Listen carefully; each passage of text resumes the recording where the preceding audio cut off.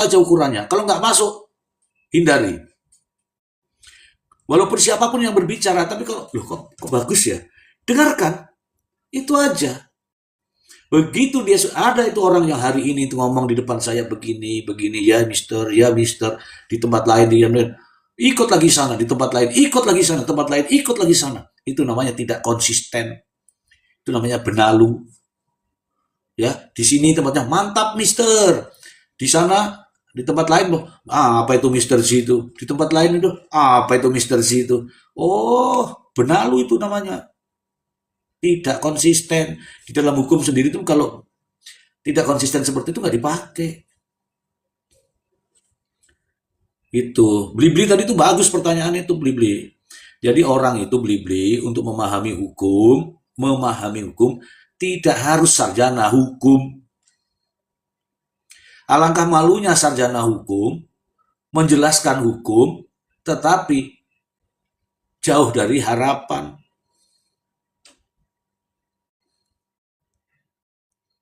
Itu udah kasih tahu. Nih, aku nih orang hukum menjelaskan hukum. Kemudian kok aku bilang mantap itu, jos itu. Nah, berarti saya keliru dong. Kalau orang-orang hukum itu harus kritis. Bener nggak nih yang dilakukan? Nggak sesuai nih aturannya. Dalam undang-undang jelas kok.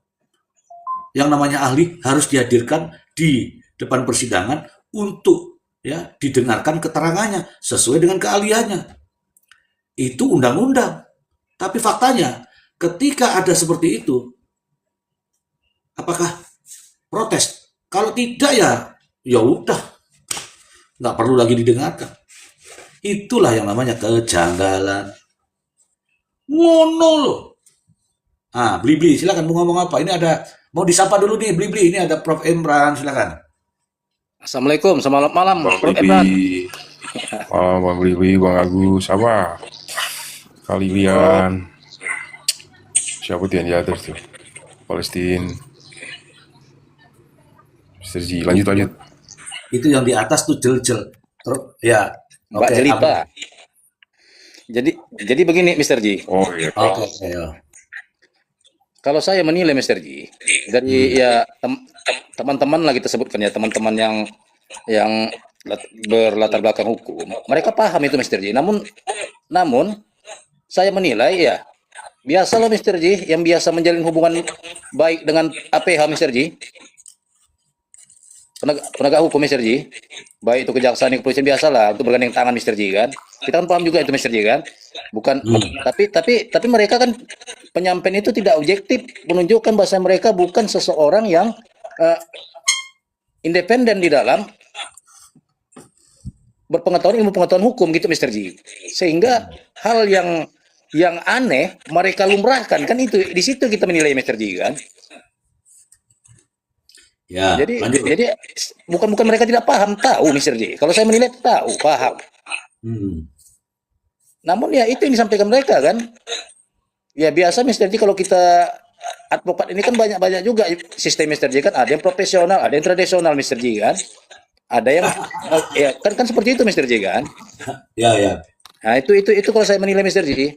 Jadi kan biasalah untuk menjalin hubungan baik, sehingga harus diucapkanlah yang janggal itu ya bagus, nggak ada janggalnya, sudah yang sewajarnya, sudah seharusnya katanya gitu, Mr. J, kan. Kalau saya menilai situ, makanya ketika hal itu saya dengar, Mr. J, ya macam Mr. J bilang tadi, saya tidak akan mau lagi bicara tentang hukum dengan beliau, Mr. J.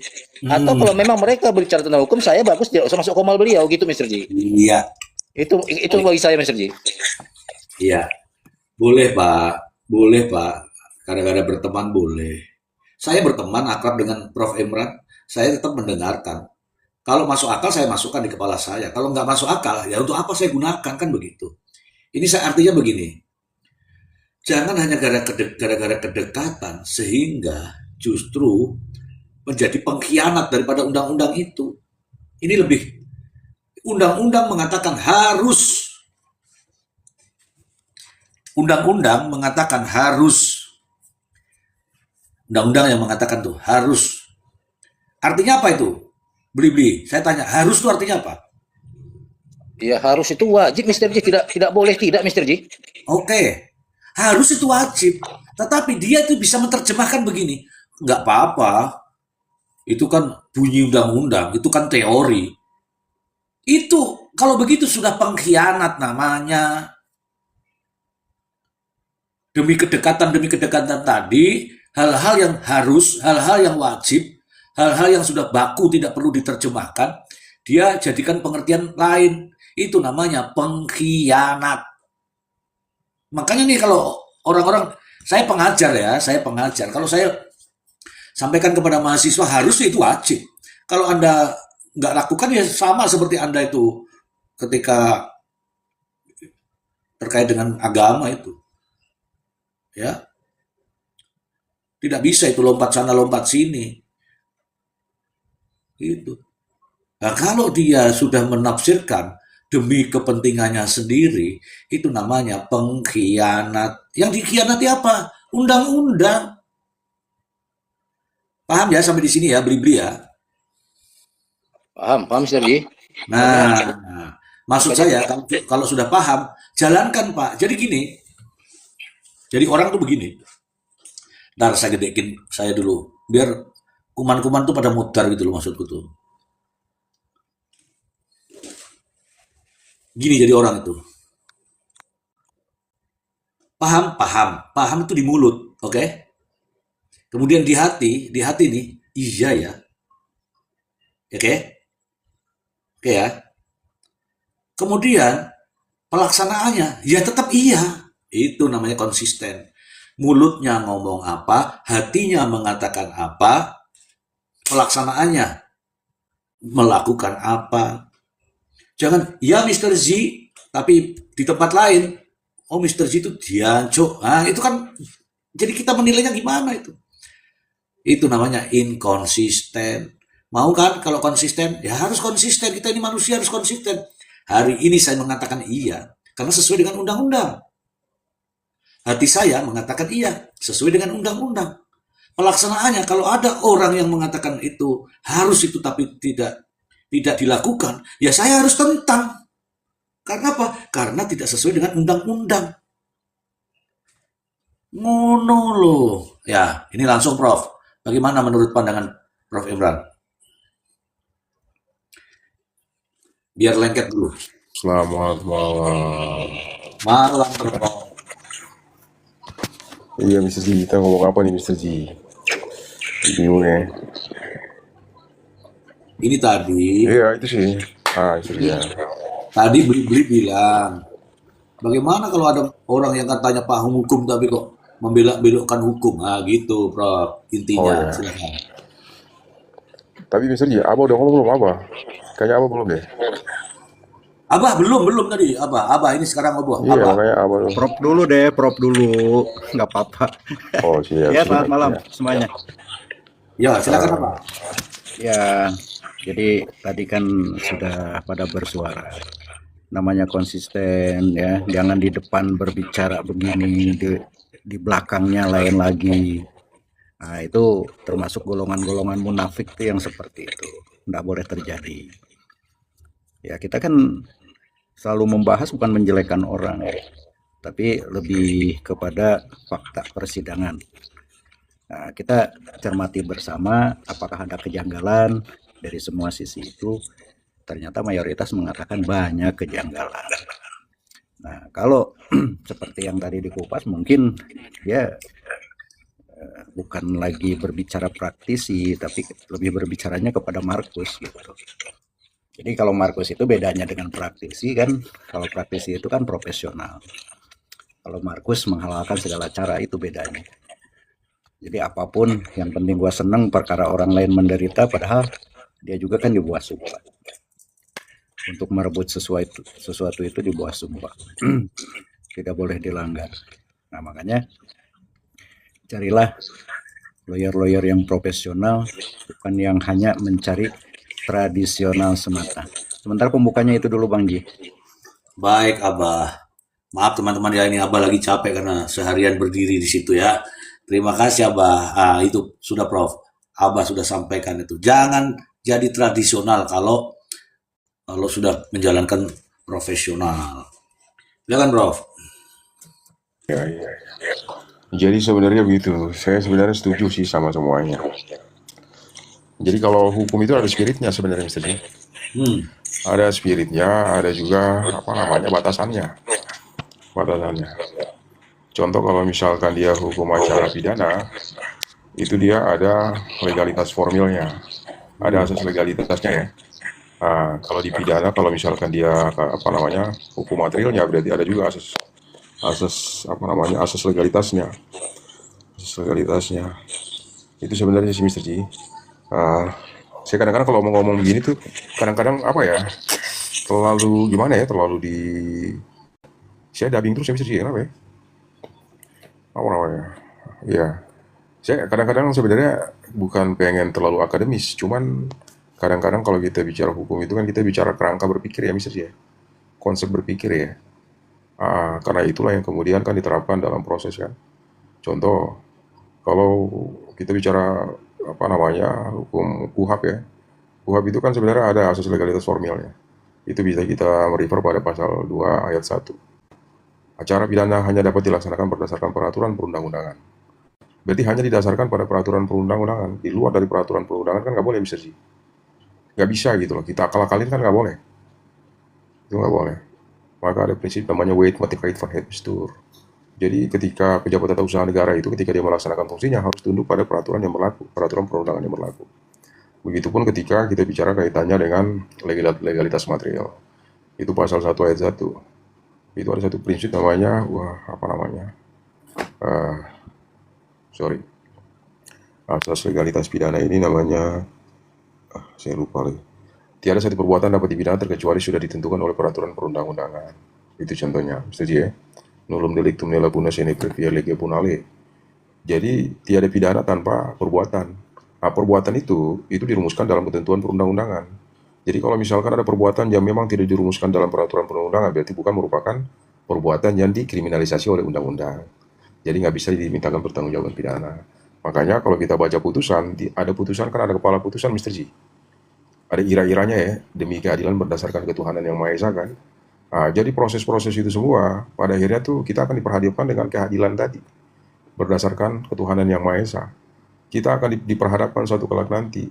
Ya kan? Karena memang kalau kita tunduk pada ideologi kita yang Pancasila, berarti kan ketuhanan yang Maha Esa. Kita ini memang orang-orang yang bertuhan masalahnya. Konsekuensinya suatu saat nanti, bukan kita hanya bertanggungjawabkan di dunia, tapi juga di akhirat nantinya kan. Karena kita basiskan pada tadi itu demi keadilan berdasarkan ketuhanan yang Maha Esa. Itu sebenarnya. Jadi keadilan yang pengen dicapai di pengadilan itu apa? Adalah keadilan yang merupakan representatif dari kewenangan yang diberikan kepada pengadilan gitu Mr. Ji. Saya sebenarnya Mr. Ji, kalau harus boleh kritik nih Mr. Ji, banyak sekali kita ini bermasalah. Banyak sekali. Kadang-kadang kita orang hukum sendiri Mr. Ji. Entah apa yang kita ngomong saya juga nggak paham. Hukumnya ke kiri tapi kita ngomongnya ke kanan. Iya. Cuman memang jadi masalah karena artinya sudah apa ya, yang bicara ini orang-orang hukum masalahnya. Jadi publik itu berpandangan bahwa oh ini pasti benar nih, pasti benar nih. Jadi publik kemudian susah untuk men-challenge itu kan. Karena sudah ada stigmatisasi bahwa oh ini pengacara dia, ini apa namanya JPU dia, pokoknya dia sudah sarjana lah, dianggapnya apa yang disampaikan benar. Padahal kan belum tentu. Coba kalau artinya dia apa namanya head to head dengan Bang Beli atau Bang Agus, belum tentu juga. Belum tentu. Iya kan? Belum tentu. Itu banyak loh yang kita temukan itu misalnya. Banyak. Iya. Banyak sekali. Saya terus terang aja kadang-kadang banyak sekali. Jadi berpikir seenaknya gitu loh. Sementara orang awam pengen berpikir hukum, orang hukum malah sebaliknya. Itu yang masalah menurut saya. Cuma kadang-kadang yang begitu-begitu pengen kita kritisi secara langsung kan juga nggak bagus ya. Nggak enak. Ataukah pengen kita nggak enak, kita pengen koreksi secara langsung juga nggak bagus. Gitu. Karena kalau orang hukum itu bicaranya harus berdasar hukum. Kalau dia udah nggak ada dasar hukum ya susah lah Mr. Ji. Mr. Ji. Apalagi kalau sudah hanya berdasarkan parameter empirik, pengalaman-pengalaman lapangan yang tadi disampaikan sama Abah. Ya kan, cash and carry tadi tuh sifatnya transaksional. Berarti kan hukum sudah dikesampingkan. Dan itu umumnya terjadi begitu, Mr. Iya. Banyak sekali yang terjadi seperti itu. Itu jadi ketika diperhadapkan dengan hukum yang benar-benar rigid, ya itu susah teman-teman ini. Memang saya temukan banyak sih itu. Maka itu nggak menjadi sesuatu yang aneh sebenarnya. Jadi kalau kita lihat Pada akhirnya tuh kan banyak pihak yang menggunakan joki. Hmm. Lawyer-lawyer ini kan banyak banget pakai joki. Kalau kita boleh jujur-jujuran, ya kan? Karena mereka nggak mau untuk artinya hanya sibuk ngomong ke sana kemari tapi nggak sibuk isi otak Hmm. dengan pengetahuan. Konsekuensinya ketika mereka diperhadapkan dengan case konkret yang harus benar-benar dia fight di pengadilan, jadi ngeblank gitu Mr. G. Ngeblank. Iya. Iya. Ada nanti profesor-profesor siapa yang bikin dan sebagainya. Ini contoh dalam kasus ini nih banyak nih. Banyak kan ada penyimpangan banyak sekali ya. Tapi kemudian itu seolah-olah apa ya dibenarkan, itu kan aneh Iya. Harusnya dan dikritisi. dipersoalkan. Padahal undang-undang sudah mestinya dikritisi. Kita nggak dalam konteks kita nih nggak punya pretensi untuk menyalahkan siapapun enggak lah. Tapi kita berusaha objektif kan. Iya. Dan kita nggak punya tendensi untuk kemudian berpihak ke pihak mana. Enggak loh. Kita selalu sejauh ini ya. Sama sekali kita nggak punya tendensi itu. Kita hanya pengen biar hukum ini ketika diterapkan itu ya ditegakkan seadil-adilnya. Ya kan? Karena dalam konteks yang biasa kita sebut itu due process of law itu basisnya adalah equality treatment. Semua orang itu harus diproses adil dan sama gitu loh. Jangan sampai terjadi disparitas penegakan. Yang ini diperlakukan begini, tapi yang sana diperlakukan berbeda. Kan nggak boleh, Mr. Iya, betul. Semua orang ketika diperhadapkan dengan hukum, maka KUHP itu memberikan ruang untuk setiap orang diproses sama semua. Jangan terjadi apa namanya disparitas. Itu nggak boleh. Contoh dalam kasus ini juga kan kita bisa lihat kan, ini kan jumping to conclusion itu banyak sekali, Pak. Padahal alat buktinya itu cara perolehan alat bukti, cara menampilkan alat bukti, penyajian alat bukti, itu problematik. Bahkan dia nggak tunduk pada syarat dan ketentuan. Tapi kemudian kita anggap itu menjadi sesuatu yang kita kesampingkan dan ya hanya mengejar penjatuhan pidananya, Mr. G. Iya. Itu sih Mr. G. Pembuka dulu, nanti kita perpanjang lagi. Baik, baik. Nah, itu ya sesuai dengan apa yang kita sampaikan ya. Ketika kita berbicara terkait dengan praktisi hukum, berbicara hukum, ya tentu jangan melanggar hukum. Aturannya sudah ada. Aturan itulah yang dijadikan sebagai dasar. Jangan sampai ada aturan yang kita bicarakan justru lain, seolah-olah bertentangan dengan aturan. Sejak dari awal, Komal ini berbicaranya adalah aturan dan dasar hukumnya. Ya, tadi Beli-Beli menanyakan mengenai itu, ya Beli-Beli konsisten aja Beli-Beli. Kecuali kalau Beli-Beli ya sudah terpengaruh dengan orang yang memiliki narasi tetapi ada kepentingan, nah itu saya tidak tahu Beli-Beli. Itu pilihan. Nah, ini silakan Beli-Beli. Mudah-mudahan Mr. G, kalau saya masih bisa menilai, menelaah apa yang dibicarakan seseorang, Mr. G. Itu kalau saya, Mr. G. Mudah-mudahan, Mr. G. Ya, ya kalau begitu bagus lah. Nah ini teman-teman ya, teman-teman ini ada jelita. Ini susah karena kalau dengar suara saya sedikit saja dia langsung letoy, langsung tidur, itu masalah juga. Mas Agus, Itu Mr. G ada. ada kah? Mr. G. Aku lemah. Kecapean jadi tidur. Oh, oke. Sekarang kita ke Mas Agus. Mas Agus, coba. Kalau Mas Agus kemarin ada bertanya apa yang Anda tanyakan itu kayaknya aku sendiri tuh mendengar jawaban itu kurang puas, Mas Agus.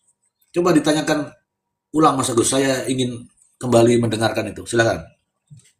Betul itu Mr. G. Saya ingin menanyakan yang kita bahas ini kan proses peradilan di pengadilan negeri. Ini banyak yang salah. Tetapi semua APH kok seolah-olah mengabaikan kesalahan itu. Kalau tingkat banding hasilnya seperti itu. Saya tanyakan kan kemarin itu di tingkat kasasi atau PK juga apakah masih akan terus begitu? Karena ini kalau masih begitu saya akan memprediksi atau menyimpulkan ini kasus ini jadi konspirasi gitu kan. Antara APH atau apa. Hakim sendiri kan menyampaikan putusan itu berdasarkan bukti-bukti yang seperti yang kita bahas ini tidak valid kan gitu ya. Bagaimana proses pengambilannya, kemudian siapa yang menerangkan bukti tersebut, itu kan tidak jelas, tetapi tetap jadi putusan. Saya khawatir sampai ke tingkat tinggi juga akan seperti itu. Maka kalau seperti itu kan berarti ini konspirasi kata saya itu kan. Bahkan dari awal juga ini kan ini bisa melibatkan banyak orang. Seolah-olah si terdakwa ini kan akhirnya dijebak supaya terdakwanya ya itu aja pidananya untuk menutupi pelaku-pelaku yang lain. Itu Mr. Ji. Jadi saya juga kurang puas tadi malam itu. Terima kasih Mr. Ji. Ya, ini makanya kita koreksi di sini ya. Ini apa yang ditanyakan oleh Mas Agus, ini seirama, senada dengan Mr. Lim ini. Tapi kenapa kesalahan yang ada di kasus ini selalu seperti bukan kesalahan.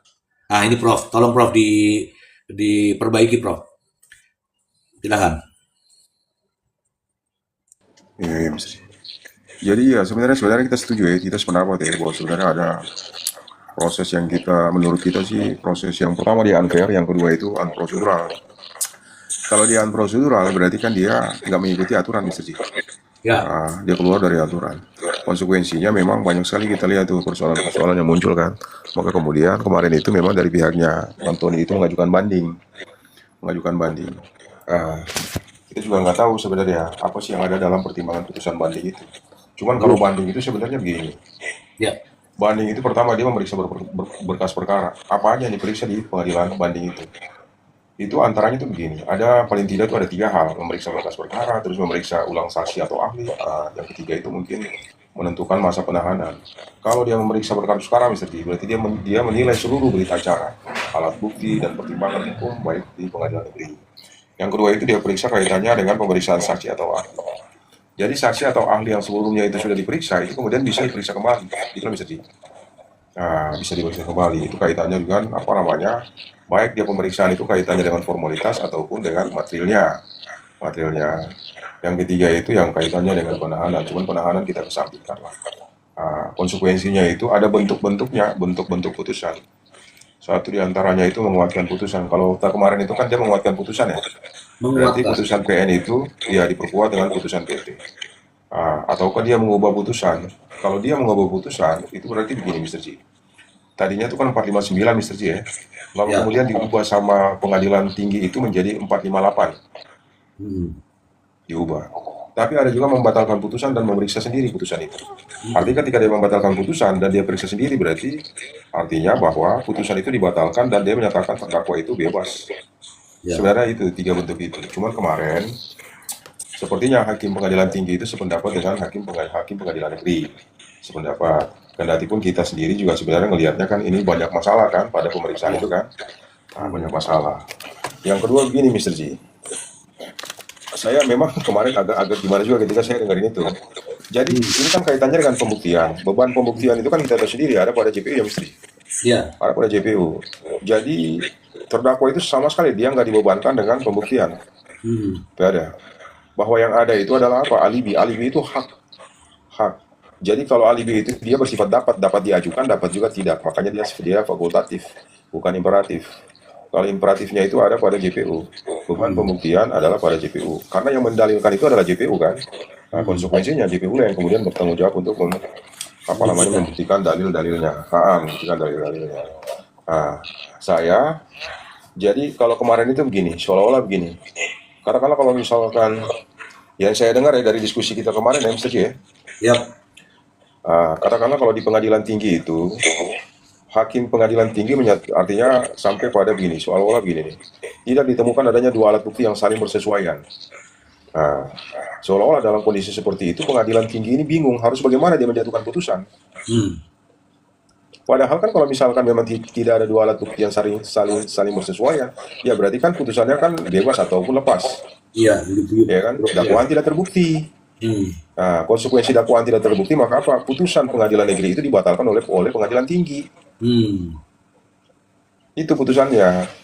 Jadi bukan berarti hakim jadi bingung bagaimana memutuskan ini. Saya dengar kemarin begitu ya, kok jadi malah di sini gitu. Karena ketika tidak ditemukannya ada alat bukti yang relevan yang kemudian bisa membuktikan dakwaan, sementara hakim sudah sampai pada putusannya, berarti konsekuensinya ya pengadilan tinggi harus membatalkan putusan pengadilan negeri. Itu sebenarnya Mr. Ji. Sekarang ini kan kita hanya berharap pada apa? 2 Mahkamah Agung ya, kasasi ya. Kasasi ini sebenarnya tidak lagi memeriksa alat bukti.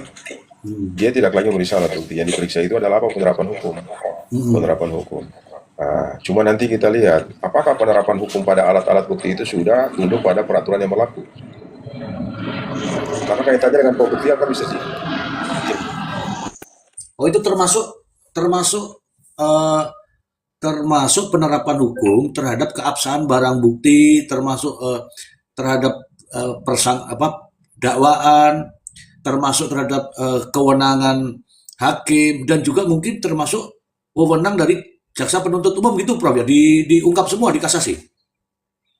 Kalau di kasasi itu salah satunya itu kan kayak kalau kita bilang penerapan hukum itu sendiri sebenarnya begini, itu baik dia bersifat menilai apakah bukti-bukti formal itu sudah terpenuhi syarat-syarat dan ketentuannya. Oke, Nah, bukti. barulah kemudian bukti formal itu apabila dianggap memang memenuhi kualifikasi syarat sebagaimana ditentukan oleh undang-undang, barulah kemudian dia bergeser pada pertimbangan hukumnya. Oke, Karena berarti dasar hakim. dari pertimbangan hukum itu kan alat bukti, Mr. Ji. Ya. Jadi kalau penerapan hukum itu ada dua, Mr. Ji. Penerapan hukum kaitannya dengan hukum formil dan penerapan hukum berkaitan dengan hukum materialnya. Hukum material berarti perbuatannya, Mr. Ji. Pasal yang disangkakan, pasal yang didakwakan. Dalam konteks ini kan pasal yang didakwakan 459 ya. Ya. Nah, 45 pertimbangan dalam 459 itu bisa diuji, tapi dengan terlebih dahulu menguji apa? Penerapan hukum materialnya ini. Alat bukti, itu Mr. Ji. Ya, misalnya nih, saya melihat ini dari apa yang dakwaan jaksa, sebagaimana yang sudah dibacakan oleh jaksa sendiri, dakwaannya itu janggal menurut saya, aneh menurut saya. Tetapi tidak dilakukan, kewenangan hakim itu tidak dilakukan, bahwa ada dakwaan jaksa yang tidak jelas, tidak cermat, dan tidak lengkap, tapi dibiarkan saja oleh hakim. Sementara hakim harusnya juga mengambil langkah-langkah ketika dakwaan jaksa ini tidak sesuai dengan undang-undang. Nah, itu apakah itu masuk dalam kategori di proses kasasi itu, Prof? Jadi gini. Jadi kalau kita bicara fundamental pembuktian ini kan sebenarnya ada 4, Mr. Ji.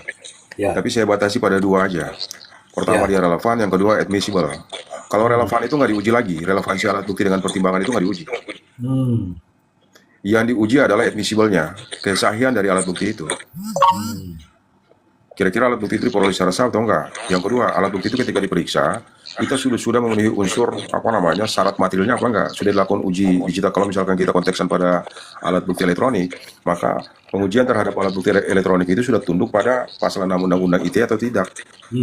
Nah, apakah sebelum alat bukti itu ditampilkan atau apakah sudah dilakukan digital forensik?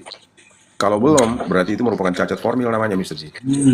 Artinya alat bukti itu nggak bisa dijadikan sebagai dasar untuk menjustifikasi dakwaan. Dakwaan dan kemudian menjadi putusan. Nggak bisa gitu loh. Jadi dianggap bahwa hakim keliru dalam menerapkan hukum. Oke. Itu Mr. Ji. Oke. Nah, ini teman-teman juga harus tahu ini.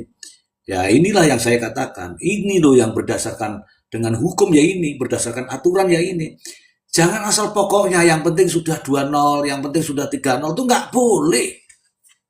Nggak boleh begitu. Ini saya kasih kesempatan sekali lagi sama Via. Kalau dia tidur, berarti memang sudah saya akan ya. Hadir. Oh, hadir. Silakan. Silakan, Mbak. Ya. Saya cuma mau Ada yang tanya mau itu. silakan. Ada yang mau ditanyakan, silakan. Saya mau tanya sama Mr. Ji. Nah, Itu kan di kasus Pauman yang permintaan hakim kan untuk menghadirkan ahli. Tapi yang datang kan hanya surat ya, Mister. Yang datang itu kan hanya surat. Lalu dikatakan itu alat bukti surat kan. Artinya ahlinya udah nggak ada lagi. Jadi disebutnya alat bukti surat.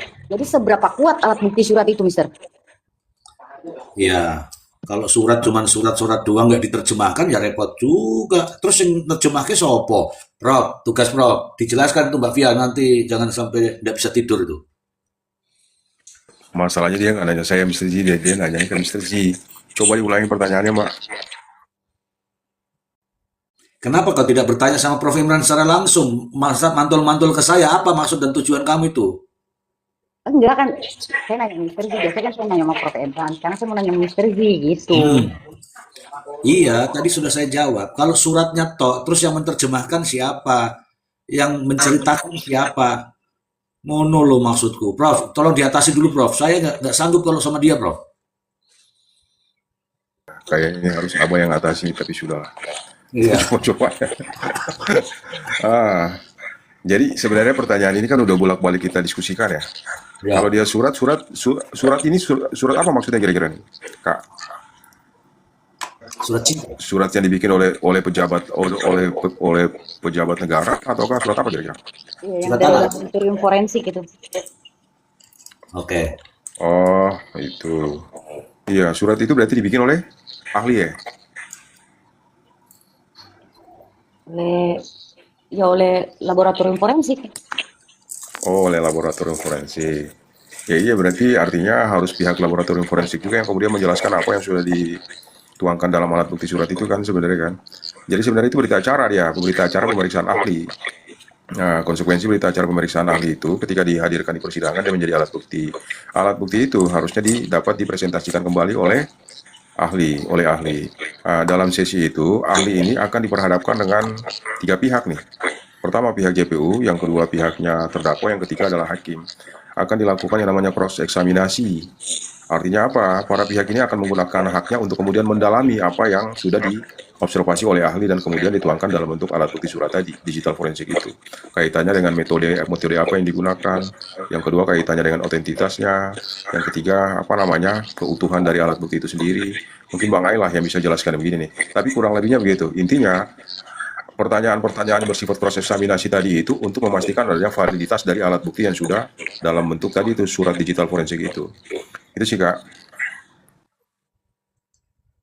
Terima kasih banyak, Prof. Oke, tuh artinya itu kalau surat itu artinya apa? Kan nggak ada yang tahu surat itu surat apa. Kalau surat ahli itu kan pakai pakai bahasa-bahasa keahlian ilmiah. Terus yang bisa menjelaskan siapa? Ahlinya. Nah, ahlinya didatangkan apa ora? Nah, ahlinya ora didatangkan. Nah, terus piye? Akhirnya apa? Jaksa menafsirkan lain, pengacara menafsirkan lain, hakim menafsirkan lain karena nggak ada ahli yang didengarkan. Begitu. Bagaimana, Abah? Betul nggak, Abah? Kalau yang datang ahlinya ahli nggak jelas begitu, Abah? Iya, ya itu tadi lah. Kita dibolak-balik. Janggal, tapi mereka tidak mau mengakui atas kejanggalan itu. Jadi dipaksakan. Padahal publik tahu. Publik juga kan tidak sedikit yang membaca peraturan perundang-undangan yang berwenang mengadili ini gitu kan. Hmm. Ya sekarang suratnya datang seperti kayak kita lah, sepelenya aja dikasih resep dokter, kebaca juga enggak, ini tuh apa, nah dijelaskan lah misalnya sama Bangji sama Abah. Nah itu kan jadi bentuknya tafsiran karena tidak memiliki keahlian atau ilmu di bidang itu. Nah, suratnya dari mana, yang membacakan dari mana, ditafsirkan oleh masing-masing institusi. Kan amburadul jadi. Itu Bang Ji. Ya, ini Gimo ini pintar nih. Ini Gimo ini pintar nih, coba. Suratnya ngomong sendiri, Mister. Iyalah. Jadi itu tadi sudah disampaikan. Pemeriksaan itu dilakukan oleh ahli. Ahli melakukan pemeriksaan sesuai dengan kapasitasnya. Kalau berita acaranya yang datang, ahlinya nggak ikut, sing ngomong, sing cerita tentang berita acara ki sopo. Yang bisa bercerita tentang surat tadi itu ya ahlinya. Kalau ahlinya nggak dipakai, artinya orang nafsirkan sendiri-sendiri. Dari sudut pandang jaksa ini, dari sudut pandang pengacara ini, dari sudut pandang hakim begini. Ya menang hakim. Hakim ya menang karena saya punya kewenangan untuk memutuskan. Tapi kan gak ada dasare. Hakim bisa mengambil dasar kalau berdasarkan keterangan ahli. Kalau ini berdasarkan tafsir sendiri, padahal suratnya orang-orang sing mocoke. Ngono lho maksudku. Ngene wis tak critake wae. Apa ya? Aku arep ngomong apa bisa bahasa ahli skincare. Kalau bukan ahlinya ya jangan gitu loh. Ya kan? Ahli skincare. Kalau bukan yang tidak memiliki kewenangan ya jangan bercerita tentang skincare. Itu contohnya gitu. Mudah deh. Ini saya mengatakan Lilian ini. Lilian ini ahli di bidang mengasuh orang tua yang sudah pikun katakanlah. Kalau ada orang tua yang sudah pikun, kamu ngajak ngomong yang sehat-sehat ini, nggak akan nyambung. Tapi kalau Lilian karena sudah keahliannya, ya pasti dia tahu, dia paham karena keahliannya. Ya begitu ya Lilian ya. Nggih, leres Mister. Oke. Yang dimaksud Lilian ini, tidak semua orang bisa menangani orang-orang yang pikun. Yang bisa menangani orang yang pikun adalah ahlinya. Contohnya Lilian. Gitu. Jangan apa-apa itu yang penting dapat warisan. Itu namanya pokok. Gitu. Jadi ini nyata ya teman-teman ya, ini nyata bahwa di kasus Pauman itu hasil uji digital forensik itu tidak dibacakan atau tidak diberikan pemahaman oleh ahli. Jadi mereka ini ya, jaksa menafsirkan lain, pengacara orang mudeng, hakim keputusan tanpa dasar. Boleh nggak kira-kira itu? Ya nggak boleh. Begitu. Nah, karena tidak boleh dan tidak sesuai dengan undang-undang, maka kita ini praktisi hukum, orang-orang yang paham hukum, yang ngomong apa adanya. Jangan mengatakan bahwa nggak apa-apa, itu bagus, nggak apa-apa, itu mantap. Ora popo, itu sesuai prosedur goblok. Jangan begitu lagi. Pada suatu ketika Anda semua para pengacara-pengacara itu akan menghadapi hal-hal seperti ini. Belajarlah dari sini. Ya. Justru kalau Anda tidak tahu dengan hasil lab tadi, kalau ada ahlinya datang, kita bisa tanyakan. Mohon maaf yang mulia, saya izin bertanya kepada ahli, di halaman nomor sekian-sekian ini mengatakan this is. Apa makna ini? Kan begitu. Jangan ditafsirkan sendiri. Kalau ditafsirkan sendiri namanya ahli tafsir, beda sana, beda sini, beda saya. Tapi kalau ahlinya yang mengatakan, itu sah sesuai dengan undang-undang. Ngono loh. Silakan beli-beli. Kalau belum puas silakan beli-beli.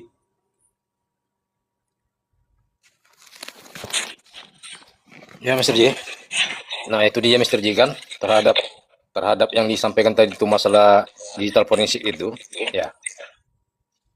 Itu kan sungguh aneh sebenarnya Mr. J kan. Di mana yang datang hanya surat, namun hakim sudah sampai pada putusannya menyatakan bahwasannya benda itu adalah mayat. Ini kan hal yang aneh kita melihat Mr. J. Itu satu Mr. J. Nah, saya balik ke belakang lagi Mr. J terhadap daripada CCTV yang di samping bengkel itu Mr. J, yang di bengkel. Kejanggalan yang paling saya rasa Mr. J ya, itu telah disita tanggal 2 September Mr. J. Seharusnya Mr. J di dalam BAP hal yang terdapat di dalam CCTV itu harus menjadi pertanyaan penyidik kepada tersangka pada saat di BAP Mr. J. Seharusnya Mr. J. Namun anehnya itu tidak ada di BAP, ternyata masuk kepada lokus kedua Mr. J. Ya. Ini Mr. J. Sungguh aneh Mr. J. Mungkin itu dulu Mr. J. Terima kasih Mr. J. Oke, terima kasih. Ini mulai paham nih. Aku suka nih kalau ada begini. Bukan praktisi hukum, tapi jeli memandangnya. Kalau dia mengatakan sungguh aneh, saya akan menyanyi. Sungguh aneh, tapi nyata di Indramayu. Orang ahlinya bilang benda, si hakim bilang jenazah. Modar borak kowe. Nah, inilah yang saya maksud. Saya suka Anda. Ingat itu. Ini kata-kata saya. Dari beberapa waktu yang lalu, saya suka Anda ini. Anda itu bertanya, begitu dijawab, masuk di kepala. Oh, itu. Ada juga orang bertanya. Sudah bertanya di sini dijawab, bertanya pula di sana dijawab, ikut lagi, akhirnya berubah. Yang begini-begini yang saya suka. Anda punya prinsip namanya. Prinsip pegang itu, Anda mengatakan aneh. Duh kok iso ya? Inilah teka-teki yang harus Anda cari jawabannya. Jangan mendapatkan, ada istilah itu ada dua nih. Anda ini sebenarnya mau mendapatkan apa? Kalau Anda mau mendapatkan kebenaran, tanyakan terus itu. Tapi kalau Anda mau mendapatkan pembenaran, oh gitu, percaya itu, sudah oh itu percaya. Nah, yang saya inginkan Anda semua ini kritis. Termasuk orang-orang dari Indramayu sana itu kritis. Sekarang jarang nih orang Indramayu yang ikut komal saya. Kenapa? Kenapa? Ini bukan orang Indramayu semua ini. Yang dibawa bukan orang Indramayu. Karena orang Indramayu kayaknya nggak berani ngomong seperti ini. Paling nongol sebentar kabur, nongol sebentar kabur. Padahal di Indramayu ada hal yang krusial. Ya. Besok, lusa, bulan depan, minggu depan, tahun depan, 10 tahun yang akan datang, akan terjadi lagi seperti ini, dan ini akan dijadikan sebagai apa? Sebagai pedoman. Padahal ini salah. Gak apa-apa teman-teman, sepanjang kita menyuarakan yang ada di depan mata kita nyuarakan ini kita sudah berbuat. Ya resikonya ya kepada mereka-mereka itu yang di depan matanya dia nggak melihat, apalagi yang di belakang. Repot sudah. Ya, saya kemarin mendeteksi begitu banyak, ya bersama teman-teman tuh mendeteksi begitu banyak. Di mana kejanggalan-kejanggalan itu ada. Pasal-pasalnya pun sudah saya sebutkan. Pasal 235 terkait dengan alat bukti. Alat bukti itu harus bagaimana? Ada di situ. Nah, bagaimana alat bukti itu diterapkan di kasus Indramayu? Kemudian itu pasal 235. Di 238 demikian juga. Apa ya ahli itu? Ahli ya. Setiap ahli harus didatang di pengadilan untuk menyampaikan apa yang menjadi keterangannya sesuai dengan keahliannya. 2. Yang ketiga lagi, ya, kalau nggak salah ya, pasal 56 mengatakan untuk membuat terang perkara ini ada dibutuhkan ya pembuktian dengan dibantu ya, alat bantu itu ada digital forensik, kedokteran forensik, kemudian psikologi forensik. Dilakukan nggak? Tidak. Itu ada semua di dalam undang-undang. Kalau sudah ada di dalam undang-undang, itulah relnya. Jangan keluar dari rel itu. Betul nggak cerita? Cerita. Betul nggak cerita? Betul, Mister. Ya, sambil betul kan? Nah, kalau yang di Pauman ini keluar rel nggak? Keluar rel, mencelat, Mister, dari rel. Bisa mencelat ya, artinya apa mencelat itu? Ya kalau boleh menambahkan lagi, ya, nyosor sedikit lah. Oke, boleh. Ada dugaan ini prosesnya yang dilakukan adalah proses klasik yang menjadi presiden buruk buat peradilan di negeri ini gitu. Ya dugaan ya yang kita lihat bersama. Mungkin saja kalau dari awal penyidikan Bang Tony udah masuk, kejadiannya nggak seperti ini. Jadi yang mau keluar rel, yang mau jalan menyimpang, nah itu udah ketahuan dari awal. Karena apapun awalnya itu kan bermula dari penyidikan. Kalau dari penyidikannya udah bagus, sesuai dengan aturan perundang-undangan, ya ke atasnya pasti bagus. Demikian Bang Ji. Iya, kalau diawali dengan penyimpangan, ya samalah saya katakan begini, bahasa sederhana. Bahasa sederhana ini, Mbah. Kalau sesuatu itu diawali dengan kebohongan, kemudian kebohongan itu dibenarkan, maka akan ada kebohongan-kebohongan berikutnya. Dan kebohongan-kebohongan berikutnya pasti menginginkan supaya itu menjadi benar. Padahal bohong Saya katakan, ini ada di dasar hak hakim mengambil keputusan. Di situ adalah pengamatan hakim. Pengamatan hakim itu yang pertama adalah kaitannya dengan profiling, ya, mengamati sikap dan perilaku, kemudian bahasa, intonasi dan sebagainya. Itu baru dua. Yang ketiga adalah demonstrasi dan sidang setempat. Untuk melihat sidang setempat itu termasuk diantaranya adalah melihat rekonstruksi. Sekarang saya tanya kepada teman-teman semua. Jawab dengan jujur ya. Jawab dengan jujur. Hakim percaya dengan TKP 2. Percaya ini. Tetapi anehnya TKP 2 tidak masuk dalam dakwaan. Satu. Yang kedua, TKP 2 tidak pernah dilakukan yang namanya rekonstruksi. Sementara itu adalah induk daripada permasalahan itu. Karena yang di awal, yang mula-mula katanya itu terjadi di TKP yang 2 itu. Iya atau tidak? Jujur. Nah, artinya apa? Hakim tahu bahwa untuk mengetahui, untuk bisa mengambil keputusan itu berdasarkan termasuk diantaranya sidang setempat, yaitu mendatangi TKP, itu tidak dilakukan. TKP kedua dipercayai oleh hakim, tapi justru dia sendiri tidak pernah memperhatikan mengenai TKP kedua. 9 titik DNA tidak ada, hanya 1 titik. Kalau 10 titik, ya 10 titik itu 100%. Kalau hanya 1 yang dipercayai, kemudian bagaimana dengan yang 9 itu? Harusnya ketika dari ukuran 1 sampai 100 itu dipercaya, kemudian cuman 10% nilainya, kemudian 90 ini tidak sesuai, harusnya terhapus ini. Kecuali kalau 5 ya masih 50-50. Di TKP kedua katanya ada 10 titik bercak. Ya kan? Ya enggak?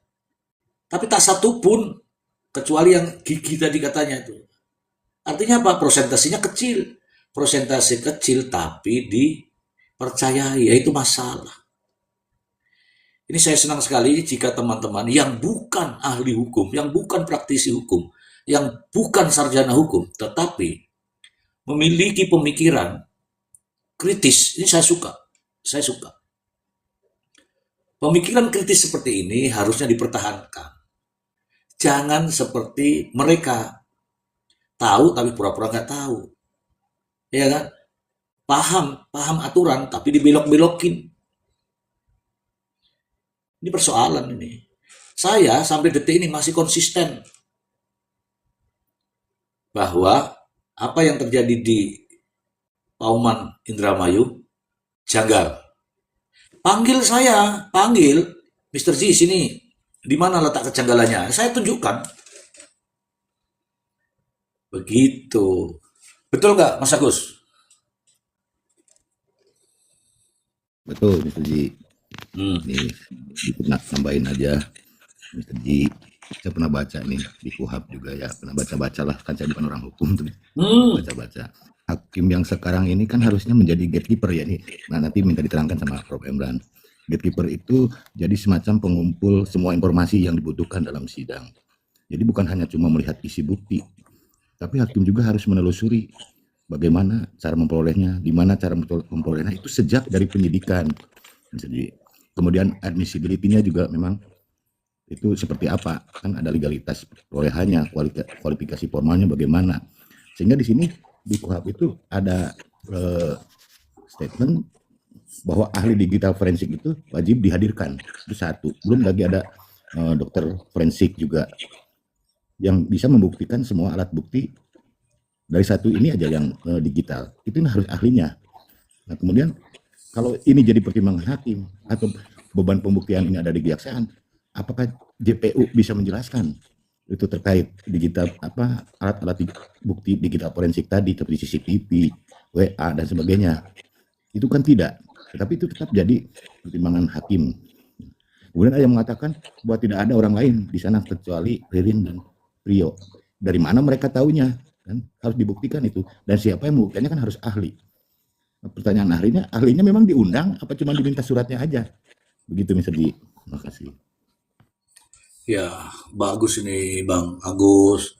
Jadi Bang Agus tuh boleh baca-baca hukum tuh boleh. Apa ini kah? Apa itu tadi? Kayak rudal itu. Bang Ai dari tadi nih Bang Ai nih. Aduh, di mana ini Bang Ai nih? Aduh, Bang Ai, kita ini mau bicara keahlian malah Bang Ai-nya baru bangun. Naik dulu Bang Ai. Daripada nanti saya blokir, bodoh amat saya anggap kuman itu kalau nggak naik.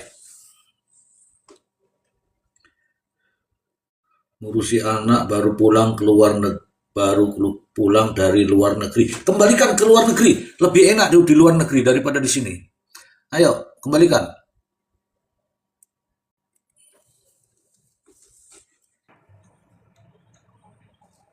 Oh, Bang Ai baru pulang dari luar negeri. Bukan, saya sekolah kuliah di luar, baru pulang istri saya. Nah, anak saya juga kuliah di luar, tapi di luar pintu. Di luar negeri itu swasta, Mister. Iya. Oke, terima kasih Bang Ai. Sebentar ada Bang Ai ya. Saya tak ngomongkan sama Mas Agus ini. Mas Agus itu benar tadi. Tadi Anda mengatakan, saya bukan orang hukum, tapi saya membaca hukum. Nah, itu yang benar.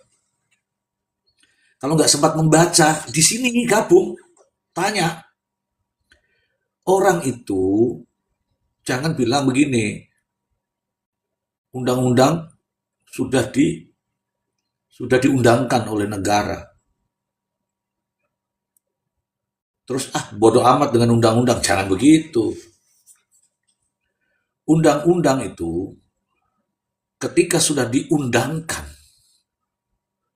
oleh negara, oleh pemerintah, oleh DPR, wajib masyarakat untuk mengetahuinya atau dianggap masyarakat tahu. Coba.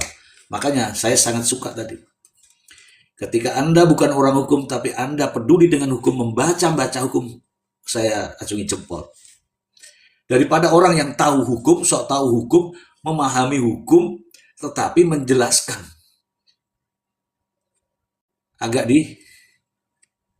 dirabun-rabunkan. Itu repot.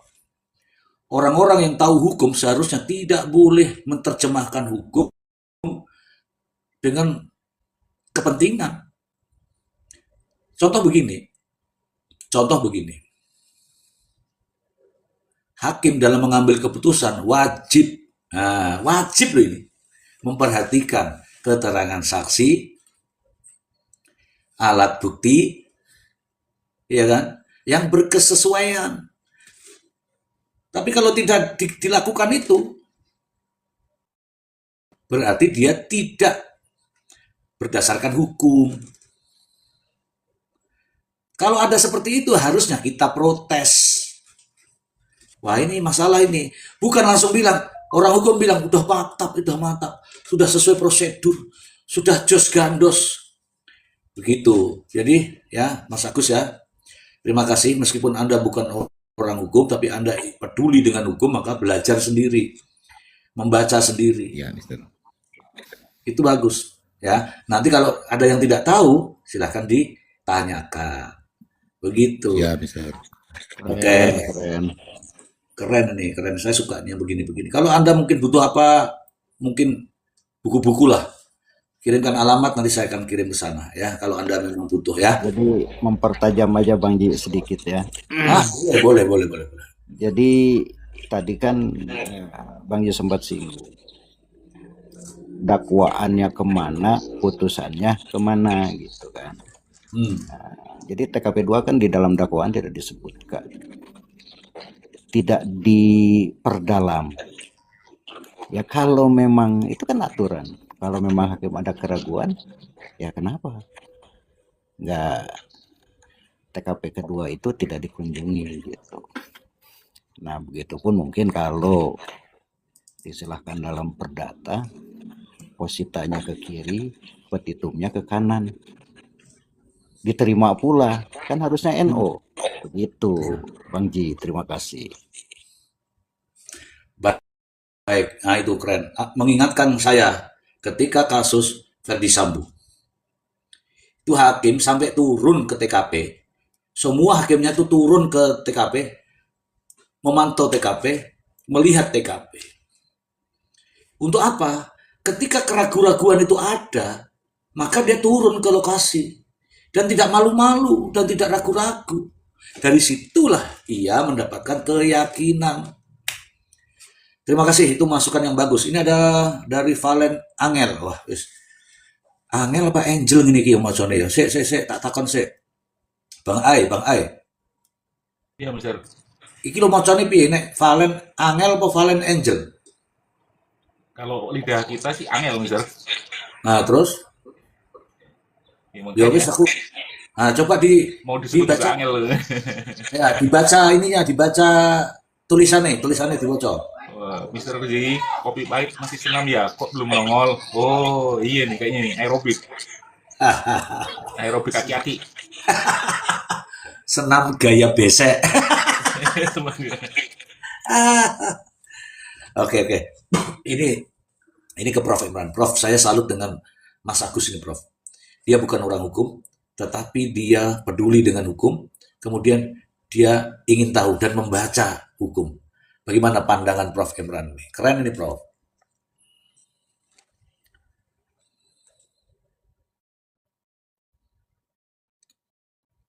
Jadi saya sangat salut dengan Mas Agus. Saya juga berharap dengan teman-teman yang lain ya minimal moco-moco lah, takon-takon lah, DM lah gitu. Jangan sampai ingin tahu tapi diem-diem baik, akhirnya ada orang ngomong salah diiyain. Wah, itu nggak fair itu. Silakan, Prof.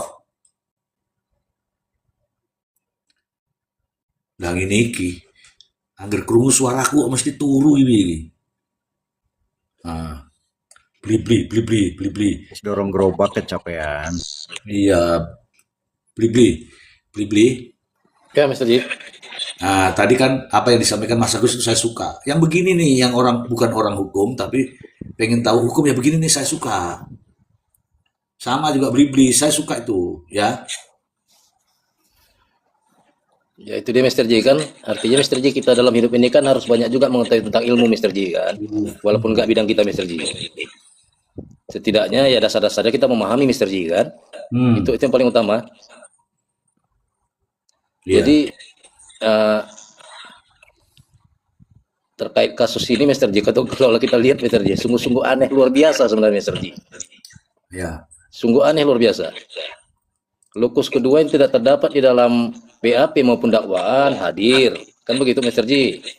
Baru alat bukti yang seharusnya itu tertuang di dalam BAP itu malah di dalam BAP tidak ada, malah dijadikan alat bukti primer untuk memvonis daripada terdakwa Mr. J. Ini kan sungguh aneh juga Mr. J. Iya. Alat bukti primer Mr. J. Alat bukti primer itu kan seharusnya di dalam BAP itu sudah tertera Mr. J kan. Ini malah tidak ada di dalam BAP dan dakwaan, tiba-tiba muncul dan menjadi alat bukti primer yang dibuat hakim untuk memvonis daripada kedua terdakwa Mr. J. Ini sungguh sangat luar biasa nih Mr. J. Nah, itu saya suka ini yang begini-begini loh ya teman-teman, itu cermat itu yang begini nih. Jangan dibilang begini ya, itu sudah sesuai prosedur, itu sudah sesuai undang-undang. Wong yang bukan orang hukum saja dia tahu. Apalagi kalau orang hukum yang ngomong, harusnya lebih meyakinkan. Saya kasih tahu ini ya, ini langsung ahlinya ini, langsung ke ahlinya. Di dalam pertimbangan hakim itu, CCTV itu muncul. Nanti Bang jelaskan pelan-pelan Bang jangan cepat-cepat. Pukul 13.30 itu ada, tapi setelah itu tuh nggak ada. Setelah itu tuh nggak ada sampai 15 jam. Itu nggak ada. Kalau 15 jam ini, ya sesuatu bisa terjadi, kita nggak tahu ya. Tetapi kalau itu blank semua kosong, 15 jam, itu kejanggalan atau bukan? Kalau kejanggalan, tanamkan itu di kepalamu bahwa itu kejanggalan. Tapi kalau itu nggak janggal, itu prosedur, wah payah itu. Bang Ai, coba dijelaskan Bang Ai. Dengan hilangnya 15 jam itu durasi, apa yang sebenarnya ya yang bisa diketahui Iya. dari hilangnya durasi itu? Silakan. Nah, karena proses digital forensiknya tidak dilakukan dengan baik dan benar, maka 15 hilangnya 15 jam frame video tersebut layak diduga bahwa banyak kejanggalan di situ. Ada permainan juga manipulasi bukti digital. Nah, harusnya apapun alasan yang disampaikan oleh penyidik ketika di persidangan itu jadi tidak bermakna karena dia bukan ahlinya.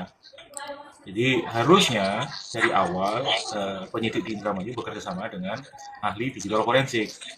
Salah satunya adalah dengan puslapor ya, bukan didiamkan, sehingga sampai waktunya pengadilan baru dilakukan digital forensik, dan itu tidak dilakukan di semua CCTV yang mereka punya, hanya sebagian kecil, gitu kan. Dan yang dicari ya yang mereka mau aja, padahal sebenarnya jadi itu banyak frame-frame lain. Kalau ngomongin fokus nyari gambarnya Ririn dan Prio berdasarkan laporan lapor itu ya kurang kalau cuma 3 file itu, karena dalam persidangan Prio itu diputar banyak video CCTV yang ada penampakan Prio dan Ririn itu banyak, bukan cuma 3 file itu. Gitu mesti. Jadi ya ini salah satu keteledoran yang layak kita duga sebagai sebuah kejanggalan, Mister. Oke. Sekarang saya tanya, menurut keilmuan lah, menurut teknologi lah, menurut apapun lah, 15 jam itu mungkin kesalahan daripada kesalahan alat mungkin ya, kesalahan alat atau apa gitu. Mungkinkah kesalahan alat itu? Silakan. Sangat kecil kemungkinannya, Mister. Jadi kalau hilang 15 jam itu. Gitu. Jadi biasanya kalau rusak storage itu tetap akan ada penulisan, tapi hilangnya itu blok per blok aja, hilang per frame. Jadi bukan hilang 15 jam begitu. Kalau 15 jam itu artinya ya storage-nya rusak total, dan itu biasanya di-grade, dan nggak mau CCTV-nya akan melakukan penulisan. Udah error duluan, Mister. Dalam artian CCTV-nya udah error, nggak mau merekam lagi. Pasti gitu, karena dia udah merasa ini berjam-jam kok time out kan, nulis ke I/O kan, ke input output itu dari storage ya, storage class kan, dia nggak bisa nulis, itu artinya sistem jadi unstable. Nah, pasti crash gitu, nggak ada penulisan berikutnya, jadi nggak masuk akal. Dan cara motongnya pun itu halus, kalau rusak potongannya nggak begitu juga, pasti ada broken frame. Gitu, Mister. Jadi alasan ini kalau ngomongin keahlian, misalnya dari keahlian itu yang terjadi kalau sistem disknya rusak. Dan ini tidak ada tanda-tanda ke situ. Jadi narasi itu narasi yang layak dicurigai, yang nggak benar. Gitu.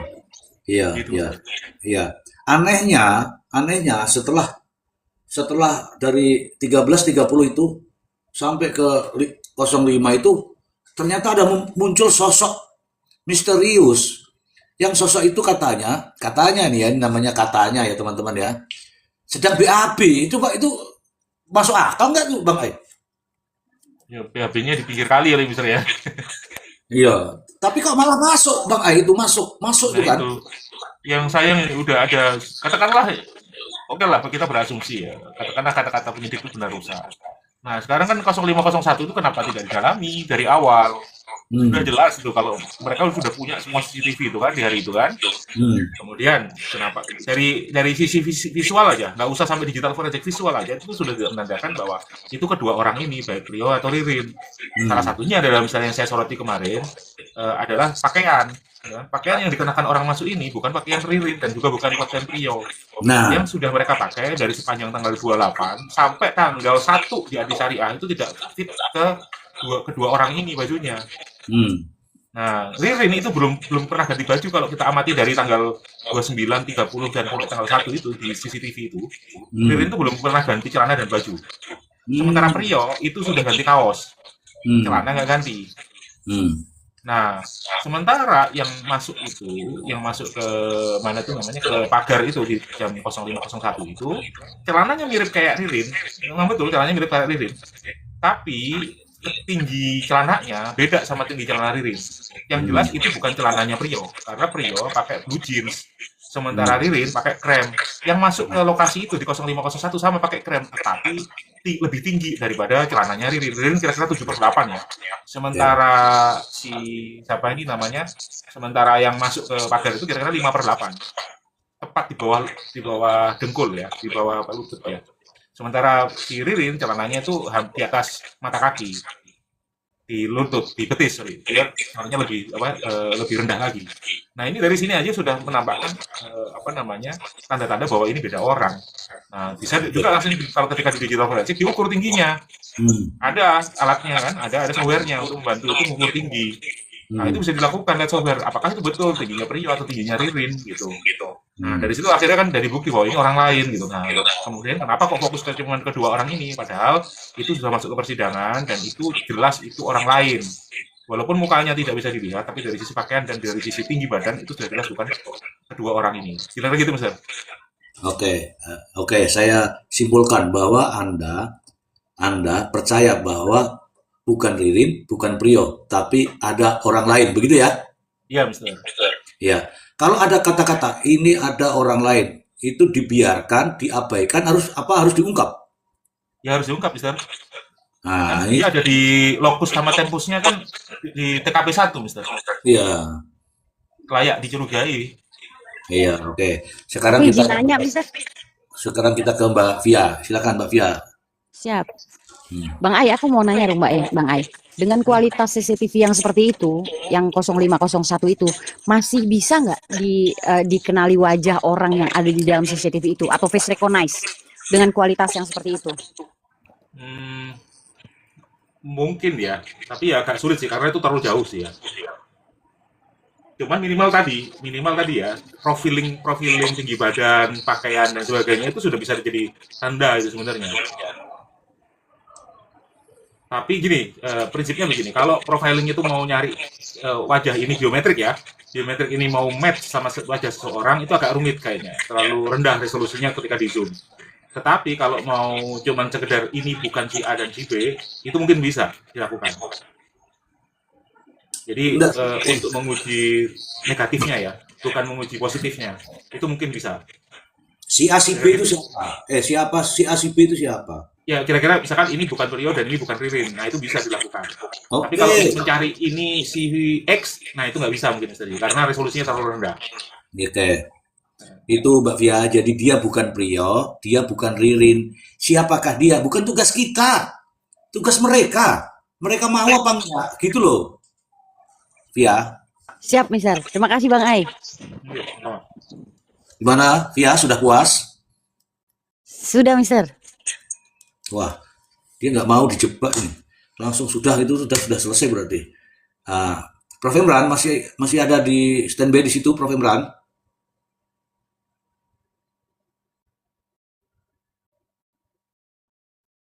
Oke, Prof. Imran sudah nyenyak ya teman-teman ya. Jadi intinya begini. Inti daripada yang kita sampaikan tadi ini, kalau ada pernyataan yang mengatakan siapa dia berbicara, jangan dijawab. Yang benar itu apa yang dibicarakan, sesuai atau tidak. Saya menghormati siapapun Anda, saya menghormat. Jika bicaranya sesuai dengan undang-undang. Tapi kalau undang-undang yang sudah berbunyi demikian, kemudian dipelintir, tidak ada lagi hormat saya. Ya, siapapun Anda. Ketika undang-undang mengatakan wajib, tetapi pada pelaksanaannya tidak ada, maka artinya itu mengkhianati undang-undang. Ya, ini siapapun Anda ini. Ya, makanya saya senang tadi ada teman-teman yang bukan orang hukum, tetapi dia berbicara hukum, dia ingin tahu tentang hukum, itu nggak ada masalah. Nggak ada masalah. Berbicara mengenai pengacara atau bukan pengacara, jangan pernah membicarakan pengacara bukan pengacara di dalam sebuah perkomalan. Apalagi nanya mengenai berita acara sumpah. Sejatinya berita acara sumpah itu hanya bisa digunakan di sana. Yang bertanya ya hakimnya sana. Kalau yang di Komal ini, apa yang Anda ucapkan berdasarkan apa? Berdasarkan undang-undang apa, nomor berapa, pasal berapa, ayo kita bacakan. Begitu. Jadi kalau ada di tempat-tempat lain mengatakan bahwa begini, begono, nggak usah ditanggapin. Ya, seperti saya nggak pernah itu menanyakan sesuatu yang aneh-aneh. Karena sejatinya bukan di situ tempat kita. Kita soroti ini benar ada kejanggalan. Kalau undang-undangnya bunyinya begini, kenapa dia tidak dijalankan?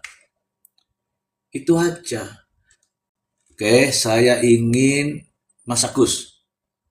Ya, Mas Agus, karena ini jamnya juga sudah mendekati ini, saya minta Mas Agus closing statement. Closing statement. Kenapa closing statement? Karena itu tinggal 2 menit tuh, silakan. Ya, Mister. Jadi, Mr. Ji dan teman-teman, saya mengamati ikut di Komal ini. Yang pertama tentu saja saya banyak menerima pencerahan ya, dan saya masih tetap seperti awal. Saya konsekuen bahwa kasus Pak Oman ini memang janggal, dan malah saya menyampaikan bahwa kasus ini konspiratif gitu. Jadi ini bukan kita membela pembunuh ya, tetapi ingin mencoba berbicara, bersuara tentang kebenaran dan keadilan dalam proses hukum di Indonesia. Terima kasih Mr. Ji. Selamat malam. Oke, terima kasih. Ini Blibli tadi mengatakan bukan orang hukum, tapi dia tahu nih mana orang hukum yang berbicara sesuai dengan realnya atau justru menyimpang. Nah, Blibli tahu nih. Silakan Blibli. Sambil closing. Ya, makasih Mr. Ji. Ya, pada dasarnya yaitu Mr. Ji kan, kalau kita mencoba mengamati daripada praktisi hukum ini berbicara, makanya kita bisa menilai dan bisa membandingkan mana kira-kira yang berbicara sesuai dengan prosedur dan undang-undang. Itu Mr. Ji. Baru yang kedua Mr. Ji, saya cukup berterima kasih dengan Komal Mr. Ji ini. Saya terus terang Mr. Ji banyak dapat pencerahan, edukasi tentang ilmu hukum di sini Mr. Ji. Itu terima kasih terutama kepada Mr. Ji dan Prof. Emrad. Karena yang disampaikan itu adalah secara akademisi daripada penerapan hukum Mr. Ji. Mungkin itu yang bisa saya sampaikan Mr. Ji. Semoga saja kebenaran dan keadilan bisa terbuka terang benderang di kasus Pak Oman ini Mr. Ji. Assalamualaikum warahmatullahi wabarakatuh. Terima kasih banyak Mr. Ji. Waalaikumsalam warahmatullahi wabarakatuh. Ah, Jelita, ini kesempatan Jelita. Tutup. Ya, closing statement. Ini kilo mesti ora ono wong ini jak omong. Ya wis lah. Lilian sebagai ibu rumah tangga Lilian. Nah, sebagai ibu rumah tangga, silakan. Sebagai masyarakat lah. Iya, Mister. Terima kasih. Sebagai masyarakat ya yang tidak mengerti hukum, dengan berada di Komal Mister Ji ini, saya berterima kasih sedikit demi sedikit saya mendapatkan pencerahan Mister. Terima kasih banyak. Dan untuk teman-teman semuanya yang di bawah yang terus mengikuti Mister Ji, juga terima kasih. Jangan bosan-bosan kita untuk terus menyuarakan apa yang kita tahu tentang hukum ini, biar tegak gitu loh Mister, biar terang benderang. Segitu aja rupanya Mister Ji. Selamat malam buat semuanya. Lagi Bang Ai langsung ditutup aja Bang Ai, supaya Bang Ai bisa langsung bercengkrama dengan anak yang baru pulang ya. Silakan. Ya, bisa. Ya, makasih buat teman-teman, kita tetap terus menyuarakan hal-hal seperti ini agar proses peradilan di negara kita ini bisa berjalan dengan baik ya, sesuai dengan aturan yang ada, yaitu KUHP dan KUHAP ya. Jadi jangan sampai kriminalisasi terhadap warga negara kita, negara Indonesia ini, terhadap rakyat masyarakat itu dilakukan oleh oknum APH secara sewenang-wenang. Dan kita kawal terus agar keadilan bisa ditegakkan, kebenaran bisa diungkap, sehingga yang memang betul, yang layak dihukum itu harus dihukum, dan memang yang nggak bersalah seharusnya dibebaskan. Kira-kira gitu, Mister. Baik, terima kasih Bang Ai, terima kasih Bang Ai. Ini dari saya ini gantian ya, terakhir ini. Kita ini punya otak, kita ini punya hati. Manusia itu bisa memilih yang kanan atau yang kiri, yang benar atau yang salah. Silahkan Anda pilih. Kalau Anda sudah memilih prinsip hidup konsisten, apa yang kita ucapkan hari ini, apa yang kita simpan dalam hati, dan apa yang harus kita lakukan sama. Itu namanya konsisten. Terima kasih untuk teman-teman semua. Terima kasih Lilian, terima kasih Bang Blibli, terima kasih Mas Agus, terima kasih Bang Ai, Prof. Imran, Jelita. Teman-teman semua, terima kasih. Kita ketemu lagi di lain kesempatan. Terima kasih Mr. Ji. Salam hormat saya. Assalamualaikum warahmatullahi wabarakatuh. Bye-bye. Waalaikumsalam warahmatullahi warahmatullahi wabarakatuh. Bye bye. Good night semua. Selamat tidur. Salam.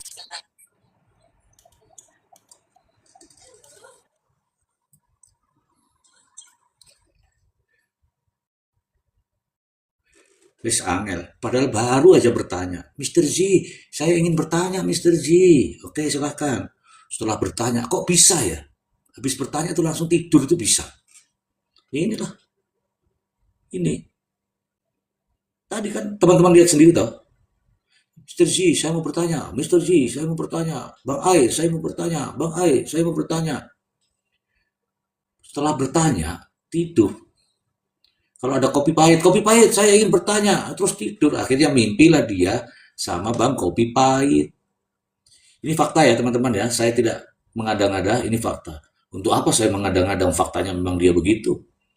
Saya panggil-panggil. Cerita, bangun. Ya nggak bangun-bangun. Udah, inilah fakta. Ini fakta. Ini barang bukti ini. Saya akan somasi ini.